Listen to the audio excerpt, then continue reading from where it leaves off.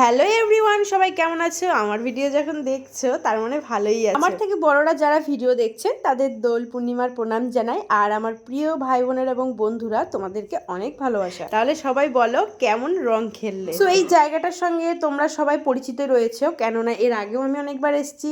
এটা হচ্ছে কালদিঘি পার্ক। আজকে কিন্তু আমি চলে এসেছি আমার সখীগণের সাথে কালদিঘি পার্কে। আর অ্যাজ অলওয়েজ আমার হাজবেন্ড খুবই বিজি, আর ও এসব পছন্দও করে না, সেই জন্য কিন্তু সব জায়গাতে আমার এই ফ্রেন্ডের সঙ্গেই কাটাতে হয়। আর ও যদিও বা আমার সাথে বেরোয় তবে কিন্তু একা একা, ওর এইসব ক্রাউড নাকি পছন্দ হয় না। আর এই যে লাইলা মজনু খুব সুন্দর নেচেছে, 90s সং লাগিয়েছিল, কপিরাইটের জন্য দিতে পারলাম না, কিন্তু ওদের ভিডিও অনেকে করেছে। আই উইশ এই ভিডিওটা যেন ভাইরাল যায়। আজ কিন্তু পার্কের চারিদিকে একটা আলাদাই ক্রাউড ছিল, আর ভাইবটা ফট করে চেঞ্জ হয়ে যায়। প্রথমে সবাই চুপচাপ ভালো মতো নাচ গান দেখছিল, কিন্তু হঠাৎ এমন গান লাগিয়েছে, বড় থেকে ছোট, মোটা থেকে রোগা, সবাই একদম ধুমধাম না। কারো হাজবেন্ড, কারো বয়ফ্রেন্ড, কারো ফ্রেন্ড, সবাই সবার ভিডিও ফটো তুলে দিচ্ছিল, কিন্তু আমার একটু অসুবিধাই হচ্ছিল, আর আমি মুখ ফুটে তেমন কাউকে বলতেও পারি না। তো যাই হোক, আমি তাও শুভম দাকে বলেছিলাম আমার ভিডিওটা নিয়ে, তো নিয়েছে, শতরূপদাও করে দিয়েছে, অবন্তিকাও আমার ছবি টবি তুলে দিয়েছে, কিন্তু ওই রকম ভাবে তো আর হয় না, যা করেছে অনেকটাই হয়েছে। আর এই দেখো আমাদের পাগলের মতন নাচ, খুব মজা হয়েছে, এনজয় করেছি।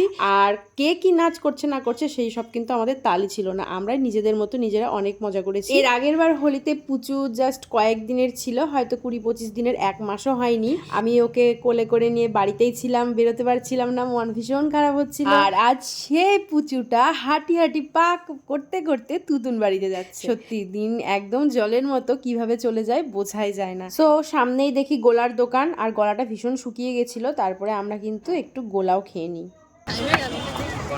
কত কথা কিসের, খাবেন কি আপনি?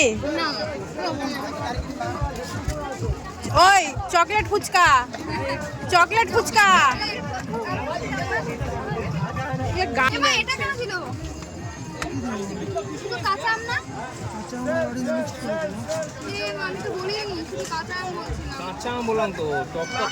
ওটা তুমি খেয়ে নাও। তারা শুধু কাঁচা আমেরটাই খেতে চেয়েছিল, কিন্তু ওর মধ্যে অরেঞ্জ ফ্লেভারটাও অ্যাড করে দিয়েছিল। তো যাই হোক, জানি না কেমন হয়েছিল খেতে, আমি কিন্তু শুধু কাঁচা আমেরটাই নিয়েছি। এটা আমার ফ্রেন্ড সম্প্রীতি, ওর পিসির ছেলে।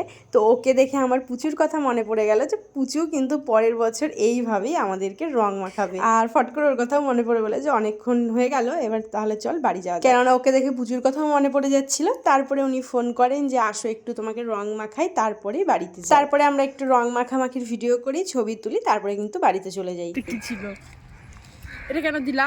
কেন নাও